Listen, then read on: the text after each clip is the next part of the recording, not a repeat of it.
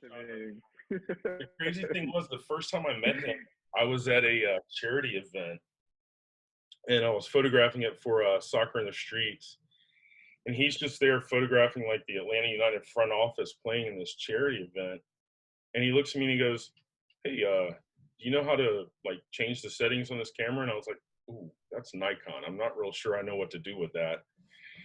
Arthur Blank was? Yeah, Arthur Blank was just sitting there shooting, and I'm like, Arthur, after I thought about it, I'm the like, Falcons owner? yeah, I'm like sitting here. Oh my gosh. I'm like, I'm standing next to Arthur Blank photographing a charity soccer event. You know, he just basically bought a team in MLS. He has an NFL team. All right, this is kind of cool. What's going on, guys? Welcome to the first episode of Club 11 From the Touchline. It's a podcast where we're going to be doing conversations with photographers, creators, fans, sometimes players, to discuss their love for the beautiful game. So we're here with Dave Williamson, Nick Picori, Pablo Bayona, and myself, Gabriel. Let's start by introducing ourselves. Dave? Hey, I'm Dave Williamson from Atlanta, Georgia. I'm a photographer. I've been a coach. I've played. I've been red carded pretty much every way you can be. Stick around. This may get real fun and interesting. And I'll pass it over to Nick now. What's up, guys? I'm Nick Picori, creator, photographer, sports fan, and love soccer as well. And really enjoy creating with you guys for Club 11. It's a movement, and we have a really unique perspective, being so close to the game. So we're gonna look to bring that to you guys and see things that no one else sees. So with that, I'm gonna hand it off to Pablo. As all of them have already kind of said, they're photographers, but for me, I've always been interested in writing. I've liked soccer since I was a little kid playing in Peru.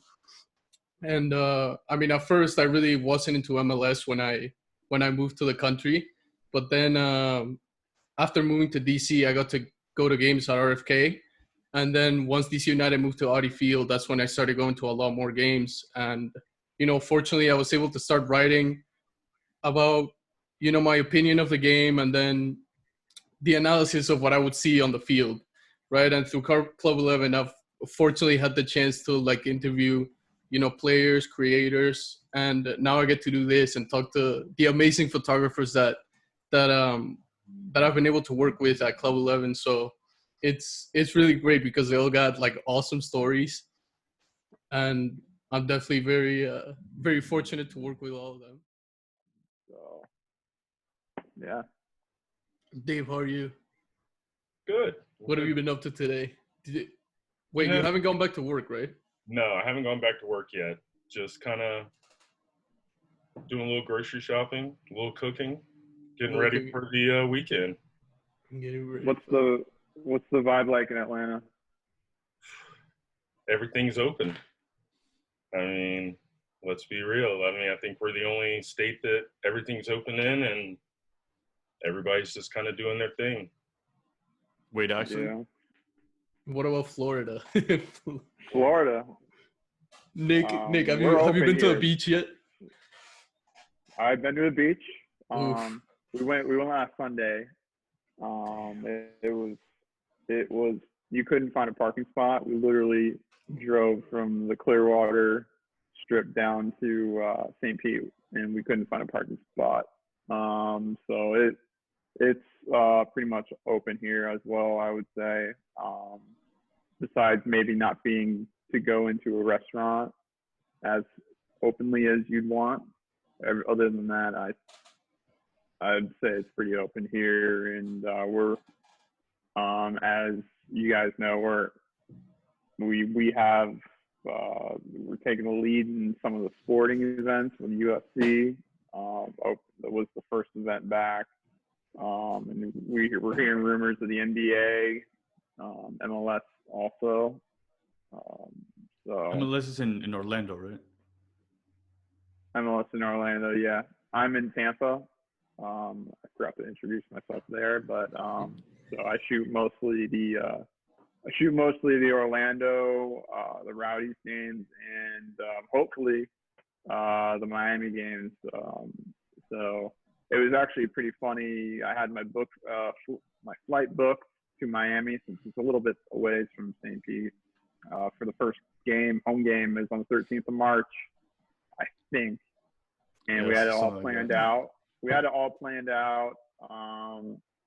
We got linked up with the club, actually. So we were going to have some really cool things to show everyone. But unfortunately, like the Friday before that weekend?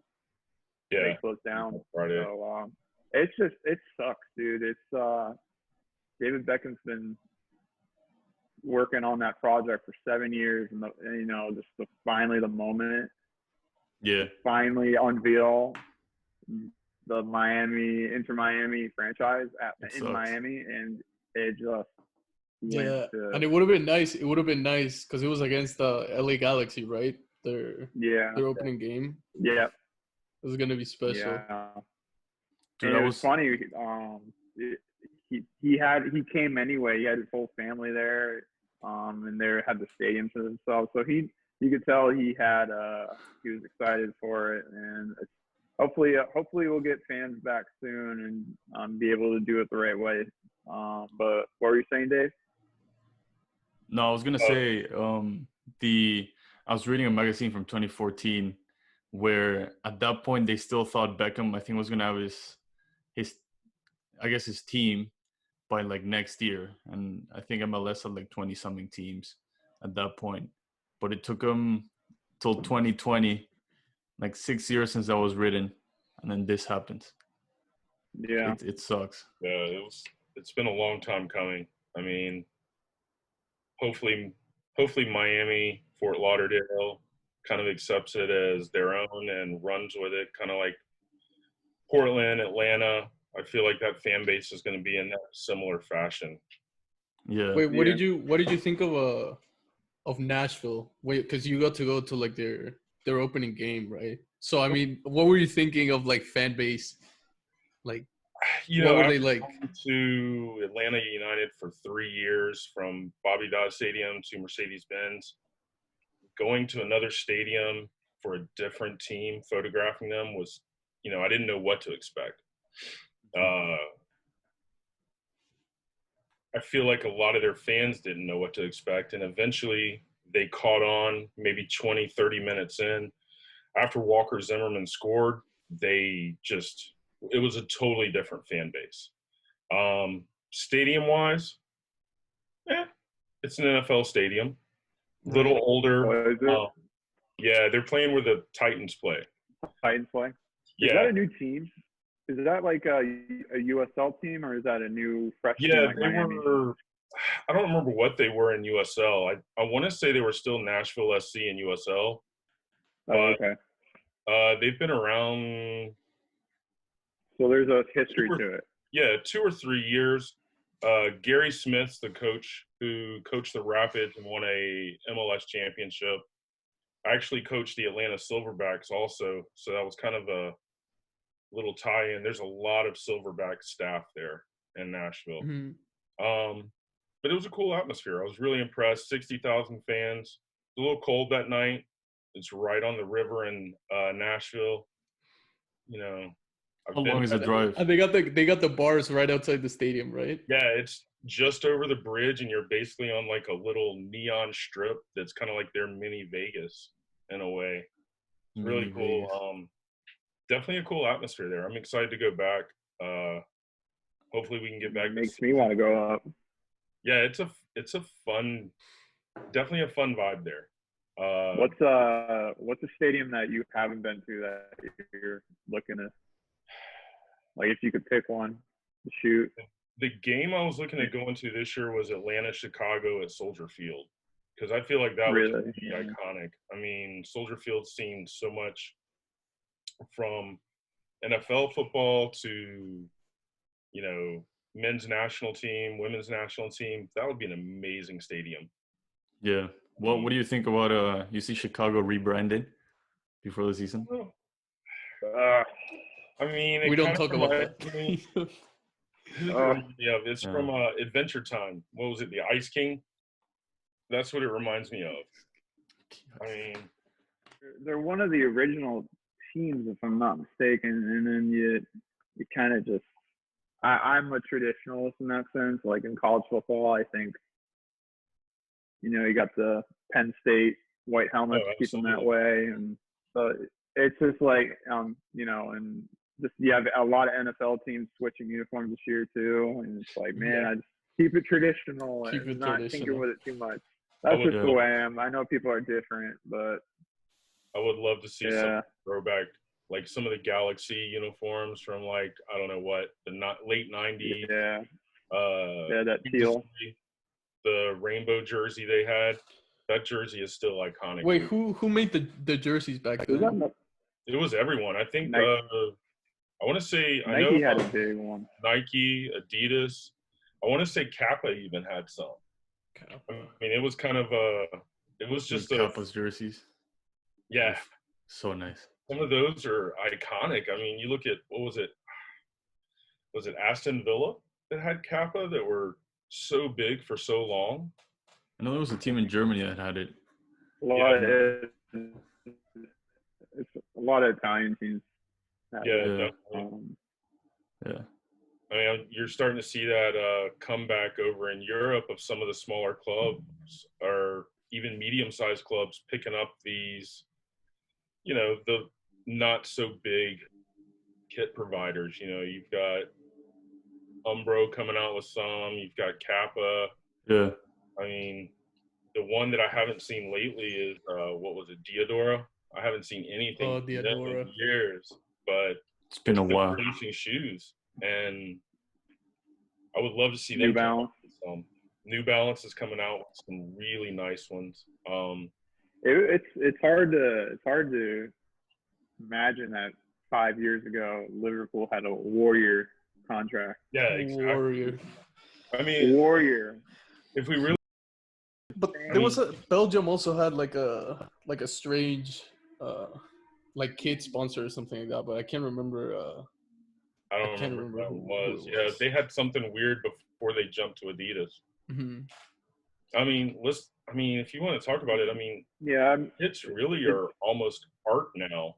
I mean, look what the Portland Thorns just came out with. That beautiful.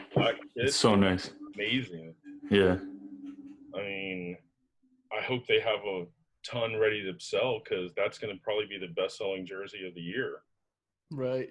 Wait, Dave, what did you think of Atlanta's gold jersey? Because you went to the unveiling. I mean, I like it. I guess it's supposed to be kind of the retro look with the 3 stripes on the shoulder and the thick cuff on the arm. I wish we would go away from the template style. I really wish each team had their own way to brand themselves instead of, each team having a kit that looks exactly the same as everybody else. I mean, there's definitely some pluses to it, but I think there's something for individuality also. Yeah. I mean, DC did a little, I dig the red shorts. Yeah, I do like that. Look nice. Yeah. The contrast on that. It reminds me of Atlanta United's first year with that concrete. Yeah. And, concrete and strawberry is what they called it. Concrete. Yo, Gressel looks better in our black and red though. Oof. Even with like Miami, like you would expect something more flamboyant or out bright. Yo, I thought the Miami kits were gonna be pink. I felt a little bit underwhelmed, I'm not gonna lie. They came up solid white and black with, you reckon there is like a little imprint going throughout the jersey, which is cool.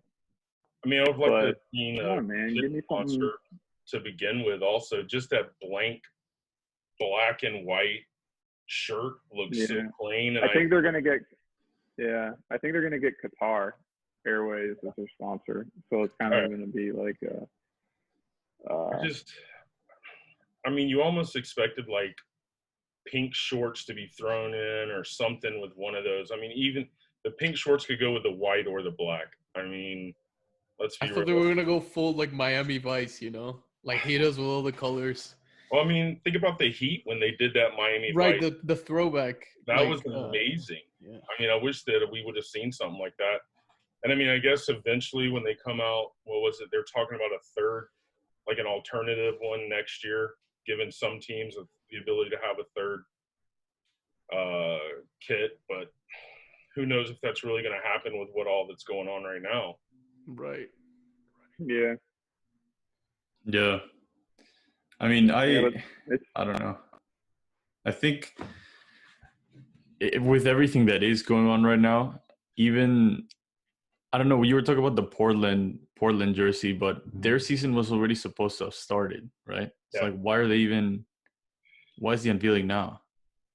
Like, who hasn't released a jersey in the NWSL? I think there's like a few more teams that haven't yet. I mean, I know Chicago released something. Yeah, theirs was nice. But I mean, I almost want to say everything else was. I mean, Portland pushed it and Portland marketed it. That's what they did. I mean, they had some of the Timbers players in it. Mm-hmm. And I mean, they put it out on every platform. It seemed like that's all you saw. I think it was Thursday it came out, or Wednesday or Thursday it came out. I feel like that's all you saw on social media. Yeah, so Sebastian Blanco was wearing it, I think. Yeah. And yeah. And his wife, his daughter. Mm-hmm. I mean, you're like sitting there going, wow, I kind of want that kid.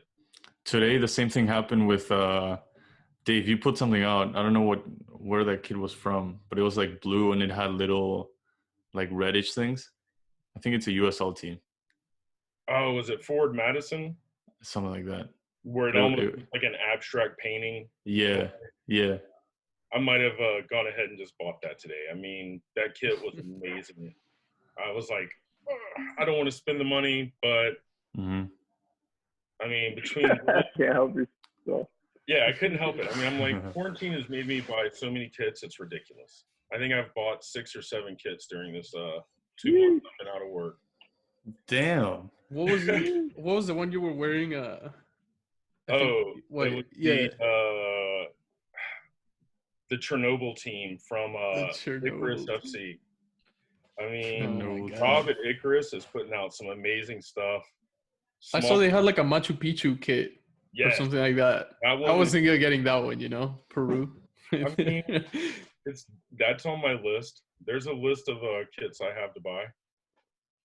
We'll just say that keeps getting longer, especially when Providence FC keeps putting out stuff they're putting out. They just keep teasing their new one, and it's just from the little teasers, you're like, yeah, I'll go ahead and pay. Let me just go ahead and buy it. So, I mean, between kits and sneakers and the occasional scarf, I have issues. Before Atlanta came around, I was a diehard Timbers fan. Lived in Portland for a little while. Watched Portland when they were in the USL, when they would come to Atlanta and play the Silverbacks. So I had said I would never be an Atlanta United fan unless they got Darlington Nagbe. Wow. All of a sudden, they somehow acquired Darlington Nagbe. Somehow, all of a sudden, I became a fan.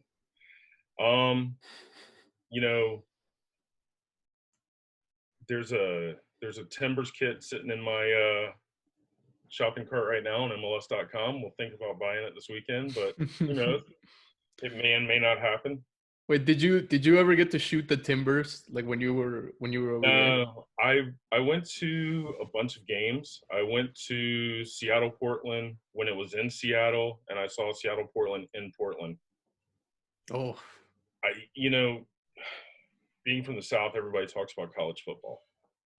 Those two games they blow any rivalry college football has away. I mean, I was just blown away. Like, if you're in Seattle and you got a Portland shirt on, nope, you can't come in this bar. You're in Portland, you got a Seattle shirt on, nope, you're not coming to this bar. So, I mean. When did you start shooting Atlanta?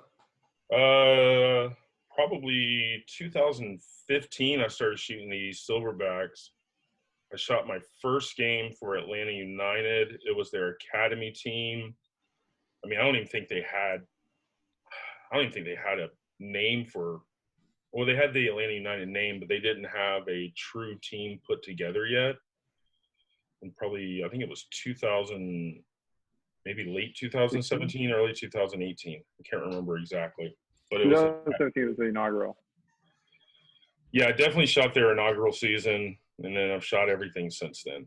So it's been kind of a whirlwind with them, you know. I mean, you've seen them rise. Yeah, You're lucky. We tell you, you're spoiled, man. Yeah. I mean, we talked about how spoiled I am with the Mercedes-Benz. Like, I think that was the thing with going to Nissan Stadium in Nashville was, oh, hold on. I have to be outside. I have to be in the element. I don't. What do you think was the driving factor of like Atlanta, like out of the gun, like already? What do you think? I think honestly, it was an owner that knows soccer and wanted to be involved in it. I know his one son played at Elon. And I think he just graduated this year from Elon. And then I know it's either his daughter or his stepdaughter played, I know, all the way through high school. And I want to say won at least one or two state championships, because I remember the team I coached for was playing them in the state championship game. And everybody kept going, Arthur Blank's here, and that's his daughter on the field. And I'm like, what? What do you mean Arthur Blank's here? That guy scares me. It was kind of crazy. I mean, you know, I've shot him. The crazy thing was, the first time I met him, I was at a charity event, and I was photographing it for Soccer in the Streets. And he's just there photographing like the Atlanta United front office playing in this charity event.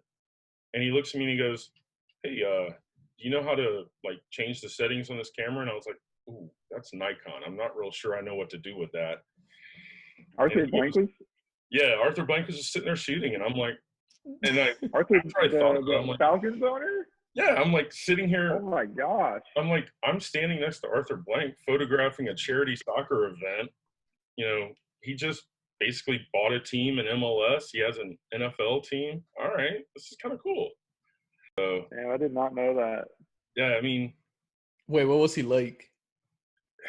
He was like any other person. That's what's crazy. Really? I mean, you can just talk to him. I mean, he wasn't like. I mean, the man's I know he's a millionaire. Billionaire. I don't know. He's got to be a billionaire if he has an NFL team. He has to be. He would have to. Yeah. But I mean, it's crazy because he was like any other person. And honestly, the Nashville owner was the exact same way. I couldn't find the elevator at Nissan Stadium, and I'm like, saw this guy, and I'm like, hey, do you know where the elevator is? He goes, yeah, just follow me. Then I talked to my friend afterwards. I was like, yeah, I met some guy. I can't remember his name now. And she's the athletic trainer there. And she's like, oh, that's the owner of the club. I'm like, oh, he's the nicest guy. He helped me through the elevator. You got a knack. I was like, all right, hold on. Maybe one of them wants to adopt me. We can make this happen. I mean, so. That's crazy. I mean, how was Orlando for you? That's one of the, I mean, I kind of want to go to that stadium. Orlando seems to have like a huge, like intense fan base also. It's really, really intense. I don't have anything to compare it to. So all I got to compare it to is the Rowdy Stadium, which is night and day. So it's definitely better than the old stadium. I don't know if you remember, they were at the Citrus Bowl. Right. That was an old school stadium, but this new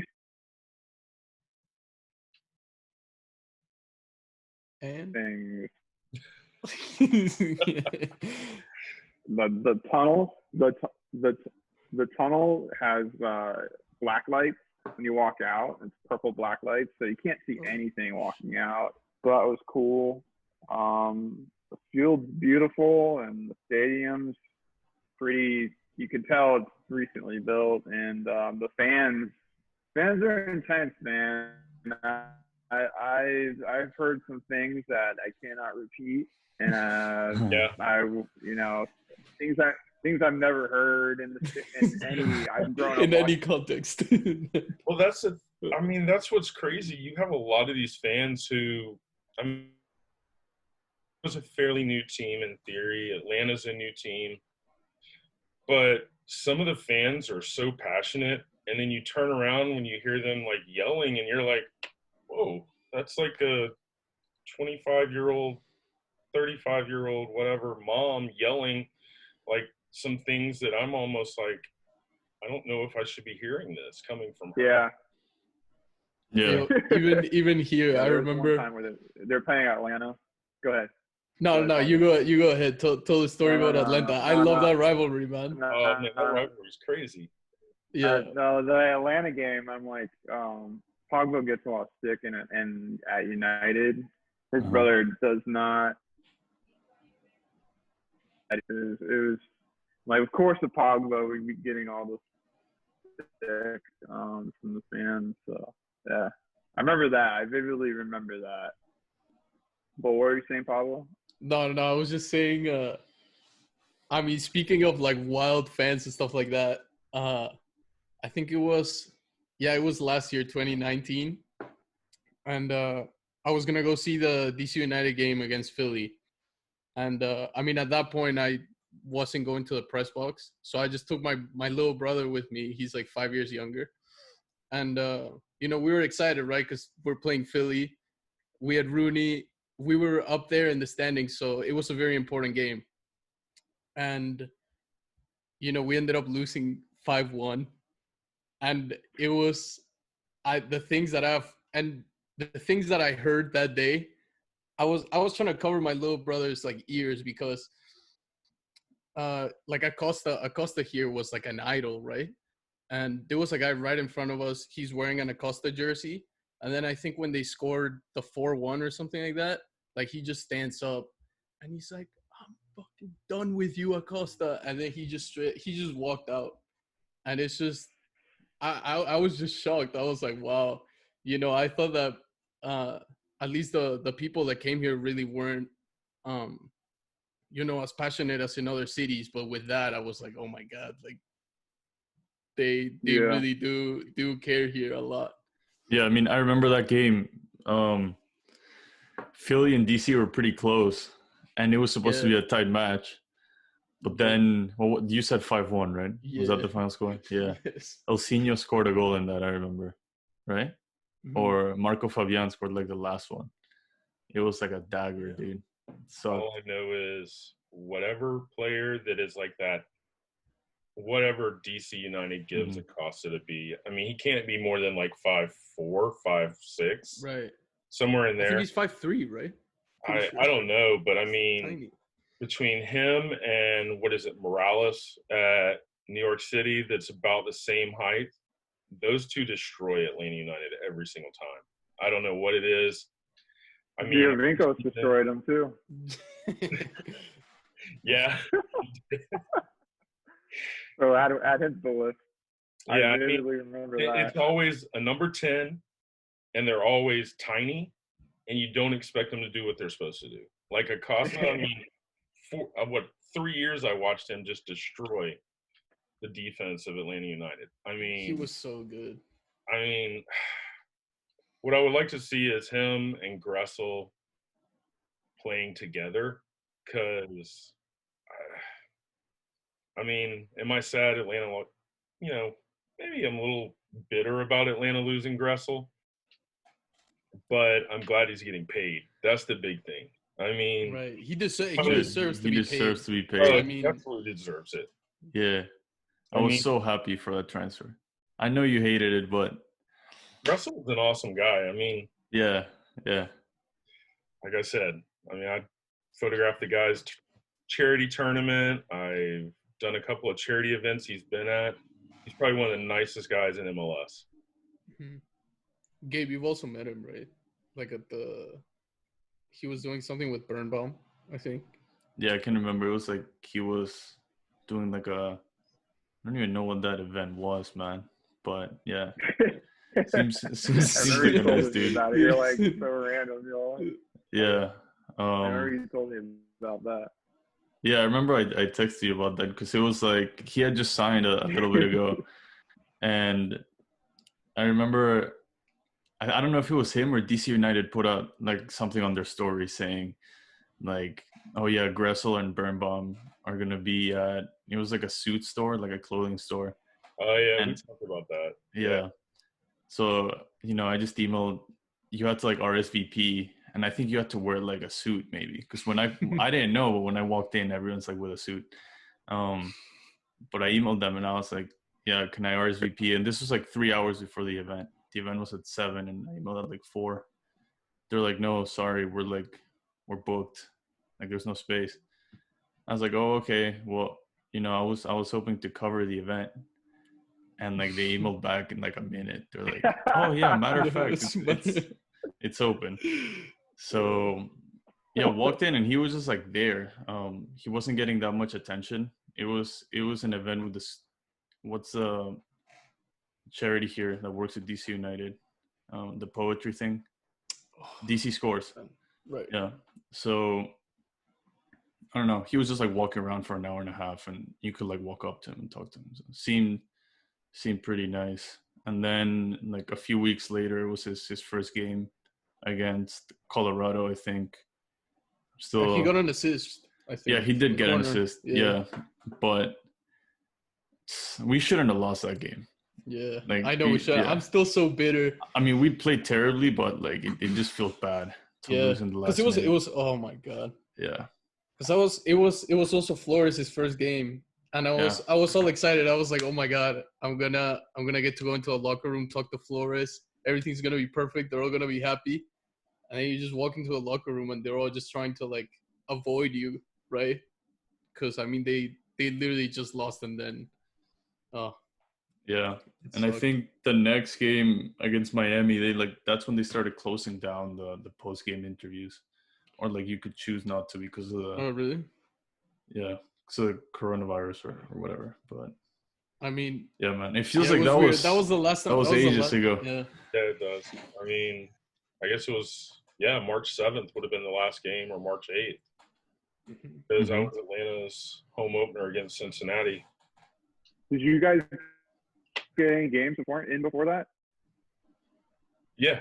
Yeah, I did the Nashville Atlanta game and then the Atlanta Cincinnati game.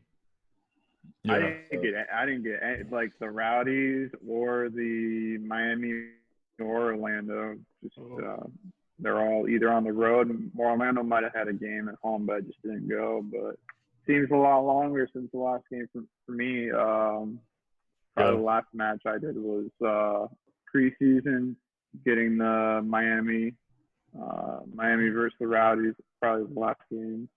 Was that in that that preseason tournament where they always have like? Yeah. Did you do Yeah. Isn't there like a preseason tournament down there where they have like a couple of teams from Germany or Europe come over, or is that? Yep. They had that. They had that this year too. They had Frankfurt versus Hertha Berlin, and that was like the only game that Jurgen Klinsmann ever managed for Hertha Berlin. It seems like so. That's right. I remember that. Wasn't it? I remember he did not like the camera. That's for sure.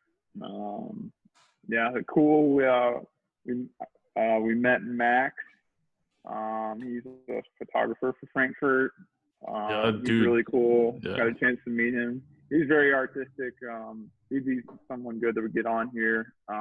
Super cool dude, and hopefully we get over there for a game. There's a lot of American, German players, so maybe we can do that in the future. But yeah, they have that. There's a lot that goes on during the winter here for obvious reasons. Mm-hmm. So yeah, gotta take Club 11 international. That's right. Yeah, definitely. That's some point. That was kind of the idea for me this December, but we'll see what happens. I was planning on going to England for a few games. Oh, really? Where are you gonna go? I'm gonna definitely have to hit a Newcastle game, but I would. That's right. I would, especially now that we might actually have some money to do things. I mean, yeah. Mm-hmm.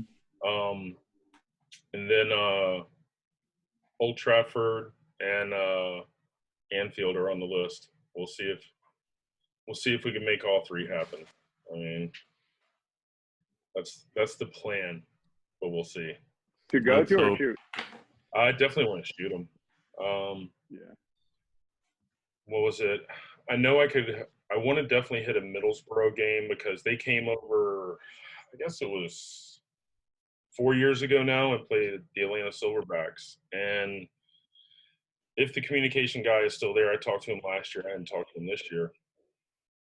He was like, yeah, anytime you want to shoot a game, come over. We'd love to have you. I was kind of like, that'd be cool. Middlesbrough's a fairly large championship league team, and I wouldn't mind shooting a game with them. So Yeah. Wait, Gabe, you technically started shooting internationally, right? Nah, dude. The first pictures you took. No, that was just so Advíncula had just signed for I think it was Rayo Vallecano in Madrid, and they had the little unveiling where they put the player and he gets his little jersey, whatever. I just took my camera and then took a couple of shots, sent it to a newspaper out in Lima. They ended up posting them on online somewhere. But that's what I used for the first DC United game, as previous work. That was a couple of years ago. Yeah, I don't know if you can call it the first Club 11 match, but it wasn't even a match. But I think that's where it all started. Where it all started. Yeah. Yeah, it's been a while. It's been awesome. It's been a good couple of years. I think now we're doing a podcast. That's right. Seems like it seems like just the right step to take at this time, Yeah. For the readers. Yeah. Not the listeners. Yeah. Wait, Nick, what was the first game that you shot for Orlando? It was Atlanta. It was Atlanta. Yeah, Atlanta. That was last year. And Martinez. What was it like for you to go for the first time? Oh, it was dope. I shot some rowdy games before that, but it was on another level. And then Joseph Martinez, so there's a star there. Nani, I'm a Man United fan, so just seeing him in the flesh was cool. Cool experience. Yeah, it was just like, all right, what's the next one? So it's pretty much what it was like. So it's just cool. And I've never really done sports photography before this, and I really didn't want to. Really, I don't, for weird reasons. I like portrait photography. So, yeah, I'm enjoying it, and you get a front row seat. So that's the best part. I know Dave and Gabriel enjoy that for sure. So. Yeah, I've sat in the stands for I think one game last year, and it was just awkward. I didn't know how to act. I was kind of like, what do you do? I kind of want to still do that sometimes. It's good to that when you're in the game, you're shooting, you're kind of like, you kind of get lost in the game a little bit. Mm-hmm. You can't just see it from an wider lens. So pardon the pun, but yeah, sometimes I'm like, man, maybe this one I'm gonna watch it from the stands, but then you're like, oh, what if I missed something? So you're always wanting to shoot. So it's a struggle. I mean, you guys are the ones that are closest to the action. Yeah, I enjoy it. I mean, that is one of the things you hear things that. Go ahead. You're sitting there and you're kind of like, I guess I really don't realize what happens in a game until I, sit down, put it on the computer, and start going through. And I'm like, oh, hold on. And you kind of like minute by minute going through it. You're like, oh, this is what happened now. I know this comes up next. You kind of, basically watching the game through one eye is kind of crazy. Yeah, I also will. Everyone does this who shoots, and people that don't shoot, if they want to know, is I personally feel the game out and see where it's going. I remember the Atlanta game. I'm like, all right, Atlanta's going to attack a lot. Probably should stay on the Atlanta side. If I'm going to be on that end, I want to target Nani a little bit. So I'll probably move to the left, see more of him from the Atlanta side. Right, I'm mixing it up. But you get what I mean. You kind of feel out the game. So you kind of get lost in that, and before you know it, 45 minutes hit. So I'm excited to share that perspective with everybody for this podcast. For all of our creators alike, we have over a dozen doing this from every team, from New York all the way to LA. So this is going to be, I think, a very interesting experience, especially once games come back, because that's really what it's all about right now, is waiting until that comes. So yeah, I feel like this is going to be really fun. So yeah. I think especially in quarantine, there's been like a lot of these projects that you're talking about, everyone's kind of coming up with their own thing. And I think during the season, these little projects may have been on the side, but we've all gotten, we've had a lot of time now to try out new things. I mean, we're going to start this little podcast thing, but it's going to be nice to hear what everyone's got like going on. So yeah. So I think that'll probably do it for our first episode. I think our next guest is going to be Luke, so keep an eye out for that. But yeah, hope talk to you guys soon, and subscribe, review, 5 stars, like the video if you're watching this on YouTube, all that good stuff. We're gonna have to get a hang of this YouTube thing, man. It's gonna be tough. Too used to Instagram. Yeah. Thanks everyone for listening. If you made it this far, and catch you next one. Yeah. See you guys next episode. Thanks, guys. Peace.